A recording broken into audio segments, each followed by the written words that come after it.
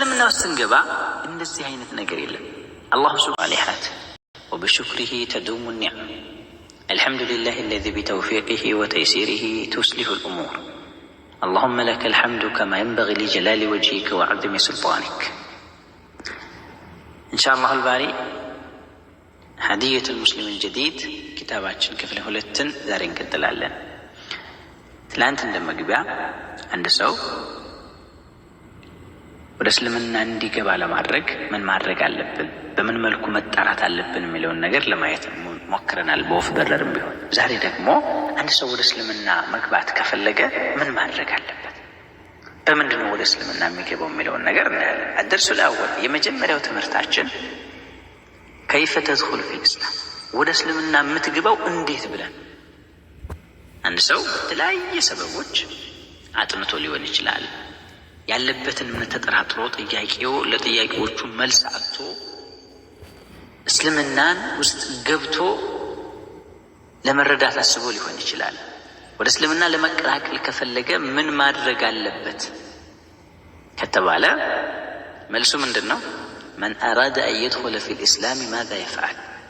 መን አራደ የፈለገ ሰው አን የድኹለ ፊል ኢስላም፣ ወደ እስልምና መግባት የፈለገ የሆነ ሰው ማዛ የፍዐል፣ ምንድን ነው መስራት ያለበት?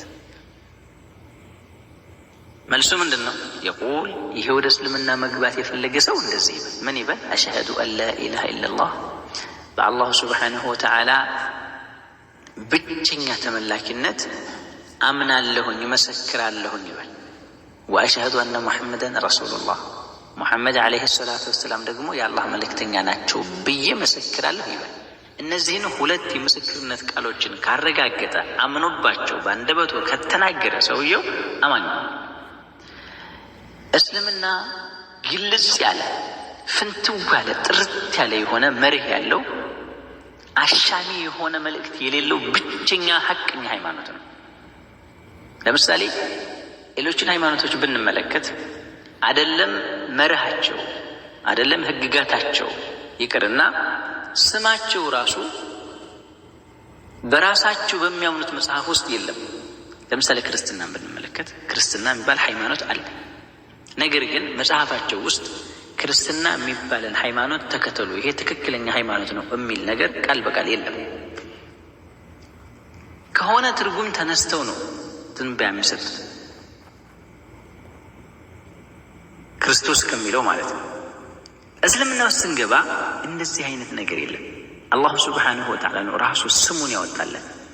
አልየውመ አክመልቱ ለኩም ዲነኩም ወአትመምቱ ዐለይኩም ኒዕመቲ ወረዲቱ ለኩም ልእስላመ ዲና ይላል። ኸላስ ምንም አሻሚ ነገር የለም።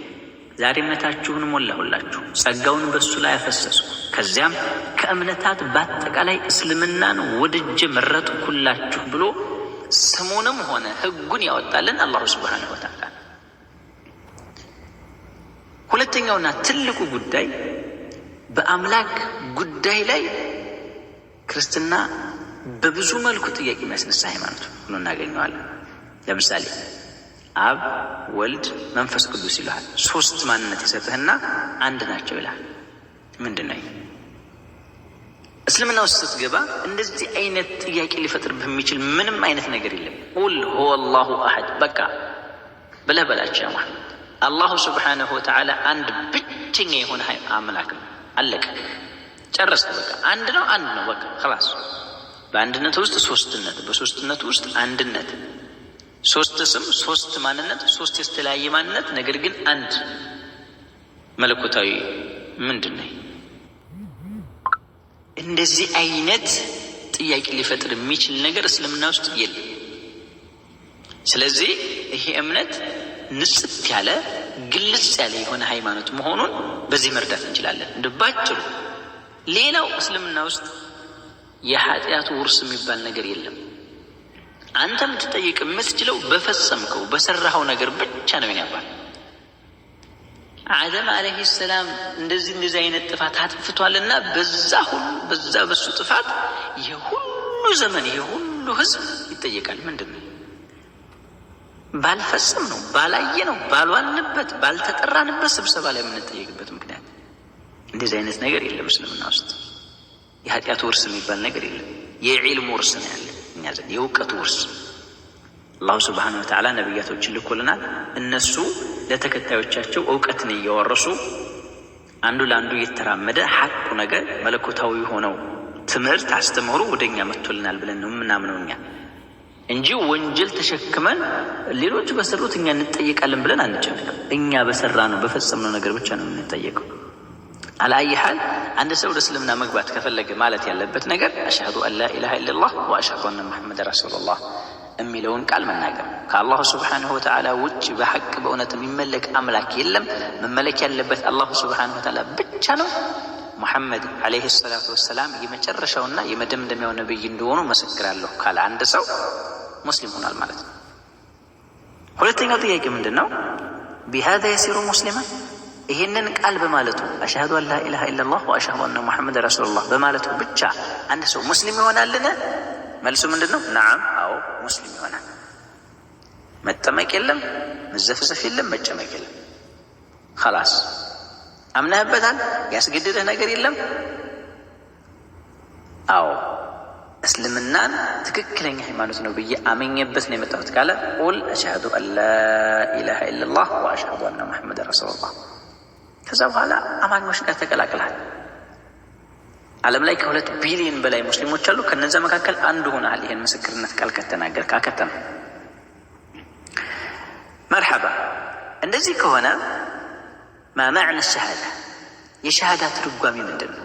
አሽሀዱ አን ላ ኢላሃ ኢለላህ ወአሽሀዱ አነ ሙሐመደን ረሱሉላህ የሚለው ቃል ወደ እስልምና የሚያስገባ የመጀመሪያ ቃል ከሆነ ይህ ቃል ትርጓሜው ምን ቢሆን ነው እዚህ ግዙፍ ለሆነ ሃይማኖት መግቢያ በር የሆነው? ይህ ጥያቄ የሚያስነሳ የሆነ ነገር ነው። ትክክል ነው። መልሱ ምንድን ነው? አልማዕና አሽሀዱ አን ላ ኢላሃ ኢለላህ ወአሽሀዱ አነ ሙሐመደን ረሱሉላህ የሚለው ማዕናው ምንድን ነው? አነኒ እኔ አዕተቂዱ አምናለሁ አነ አላሁ ስብሓነሁ ወተዓላ ዋሒዱን አንድ ብቸኛ አምላክ ነው ብዬ አምናለሁ። በአንድነት ውስጥ ሶስትነት፣ በሶስትነቱ ውስጥ አንድነት የሚባል ነገር የለም። አላህ አንድ ነው፣ አንድ ነው። ኸላስ ቁል ሁወ አላሁ አሐድ አላሁ ሰመድ ለም የሊድ ወለም ዩውለድ ወለም የኩን ለሁ ኩፉወን አሐድ ለም የተኺዝ ሳሒበተን ወላ ወለድ። አላሁ ስብሓነሁ ወተዓላ ልጅም ሆነ ሚስት የለውም፣ አይዝም። እሱ ብቸኛ የሆነ አምላክ ነው። የሁሉም መጠጊያ የሆነ ብቸኛ አንድ ብቻ ፈጣሪ ነው። ይህንን ብዬ አምናለሁ።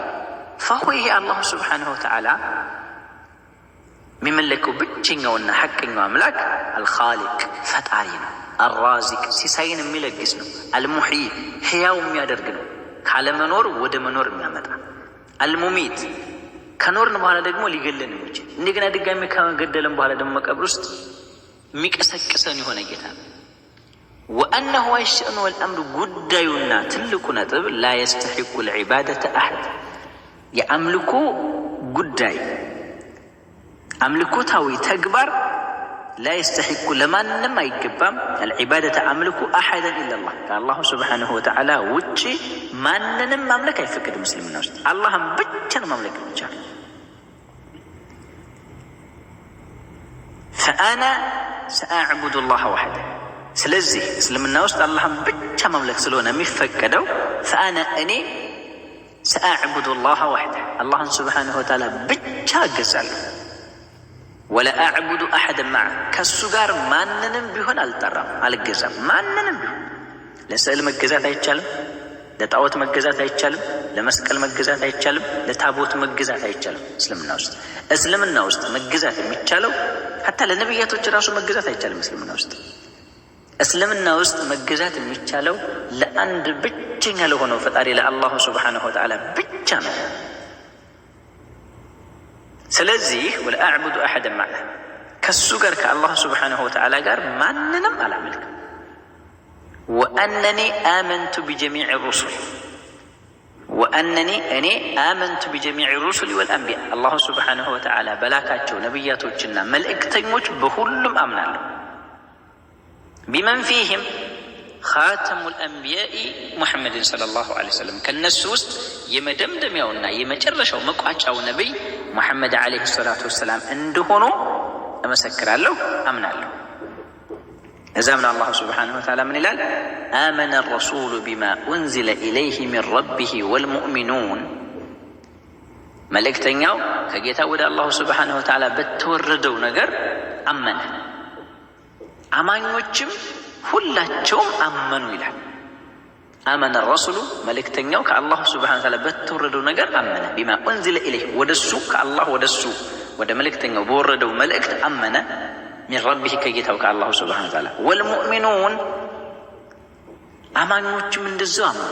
ኩሉን አመነ ቢላሂ ወመላኢከቲሂ ወኩቱቢሂ ወሩሱሊህ ሁሉም በአላህ በመላእክቶቹም በመጽሐፍቱም በመልእክተኞቹም አመኑ ይላል። ላ ኑፈሪቁ በይነ አሐድን ሚን ሩሱሊህ ከመልእክተኞች በአንዳቸው መካከል አንለይም። በሁሉም ነው የምናምነው። በዒሳም እናምናለን በመልእክተኛነቱ፣ በሙሳም እናምናለን በመልእክተኛነቱ፣ በኢብራሂምም እናምናለን። በሁሉም ነቢያቶች አላህ በላካቸው ነቢያቶች በሁሉም እናምናለን። ዋዲህ አምላካችን ግን አላሁ ሱብሓነሁ ወተዓላ ብቻ ነው።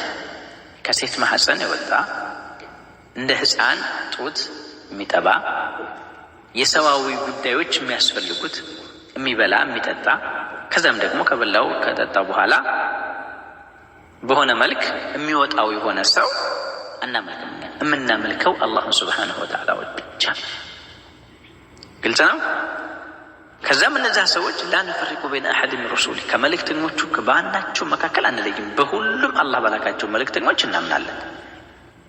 ወቃሉ ሰሚዕና ወአጠዕና ሰማን ታዘዝንም ይላሉ። ጉፍራነከ ረበና ወኢለይከል መሲር ጌታችን ሆይ ምህረትህን እንሻለን መመለሻም አንተ ብቻ ነህ ይላሉ። ይሄ ነው የአማኞች እምነት። ግልጽ ነው። መርሐበን። ይሄ ከሆነ እስልምና ግልጽ ያለ የሆነ ሃይማኖት ነው። ግልጽ ያለ ኩሉ መውሉድን ዩለዱ አለል ፊጥራ ይላሉ ረሱሉ ዓለይሂ ሰላቱ ወሰላም። ሁሉም ሰው ሲወለድ በተፈጥሮ ላይ ነው የሚወለደው። የተፈጥሮ እምነት ብቸኛ ሃይማኖት እስልምና ነው። ከተወለደ በኋላ ነው አበዋሁ ዩሐውዳኒህ አው ዩነሲራኒህ አው ዩመጅሳኒህ። ከተወለደ በኋላ ክርስትና ከሆነ ሴት በ80 ቀን ወንድ በ40 ቀን ይጠመቅ ክርስትና ይነሳ ይባላል። ለምንድን ነው የሚነሳው? ከዛ በፊት ምን ነበር? አያችሁ፣ ይህን ጥያቄ መፍጠር ራሱ ይቻላል። ምን ነበር ከዛ በፊት? ሴት ከሆነ በ80 ቀኗ ክርስትና ትነሳ ይባላል። በክርስትና ወዴት ነው የምትነሳው? ከዛ በፊት ምንድን ነበረች ሕፃን? ወንድ ከሆነ በ40 ቀኑ ይባላል። ከ40 ቀን ድረስ ምን ነበር?